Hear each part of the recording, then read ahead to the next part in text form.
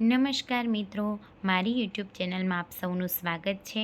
આજના વિડીયોમાં આપણે જાણીશું કે શા કારણને લીધે પૃથ્વી લક્ષ્મીજી વિહીન થઈ હતી, કઈ રીતે લક્ષ્મીજીને ત્રણેય લોકમાં પાછા લાવવામાં આવ્યા, શા માટે ભગવાને કચ્છપ અવતાર ધારણ કર્યો।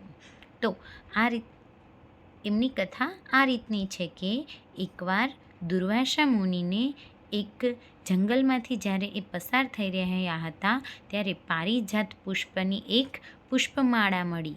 એ માળામાંથી એટલી સરસ સુગંધ આવતી હતી કે સમગ્ર વન છે એ સુગંધિત થઈ ગયું હતું। આ પુષ્પમાળાથી મુનિ ખૂબ જ પ્રસન્ન થયા। એ પુષ્પમાળા લઈ અને મુનિ આગળ વધ્યા ત્યારે સ્વર્ગના રાજા ઇન્દ્રની ઐરાવત હાથી ઉપર નીકળેલી સવારી સામી મળી। આથી મુનિએ આ પુષ્પમાળા ઇન્દ્રને અર્પણ કરી।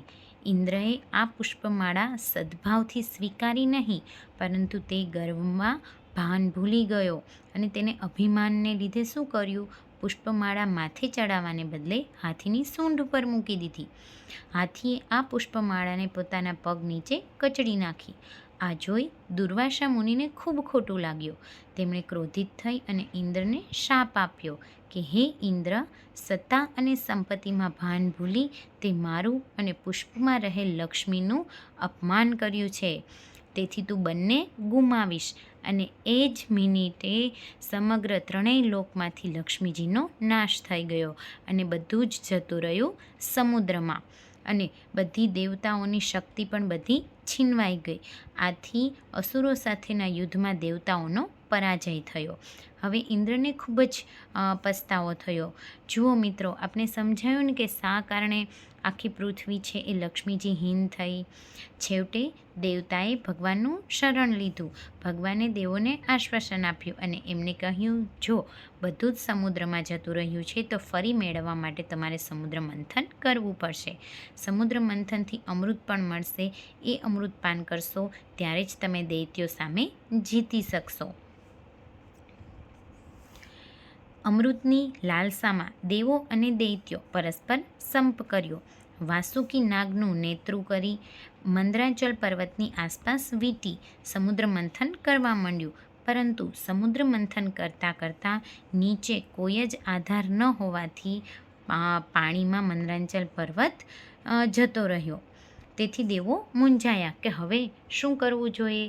ત્યારે વિષ્ણુ ભગવાને કચ્છપ અવતાર લીધો, એટલે કે પોતાને કાચબાનું સ્વરૂપ ધારણ કર્યું। જો આ ભગવાને કચ્છપ અવતાર ધારણ ના કર્યો હોત તો સમુદ્ર મંથન થઈ શકેત નહીં અને લક્ષ્મીજી ફરી પાછા ત્રણેય લોકમાં આવેત નહીં। આથી તેણે કચ્છપ અવતાર ધારણ કરી અને તેના ઉપર મંદરાચલ પર્વતને સ્થાપિત કરી અને સમુદ્ર મંથન કરવાનું શરૂ કર્યું। સમુદ્ર મંથન કરતાં તેમાં સૌપ્રથમ જળાજળ હળાહળ વિષ નીકળ્યું। એ વિષ શંકર ભગવાને પી લીધું। ત્યારબાદ કામધેનુ ગાય, ઘોડા, હાથી અને બધું કલ્પવૃક્ષ, અપ્સરાઓ બધું જ આવ્યું। છેલ્લે તેમાંથી લક્ષ્મીજી પણ નીકળ્યા અને જેવા લક્ષ્મીજી બહાર આવ્યા કે ત્રણેય લોક છે એ ફરી પાછું લક્ષ્મીજી યુક્ત થઈ ગયું અને છેલ્લે અમૃતનો કળશ નીકળ્યો। એ અમૃત કળશ દૈત્યોએ ઝૂંટવી લીધો।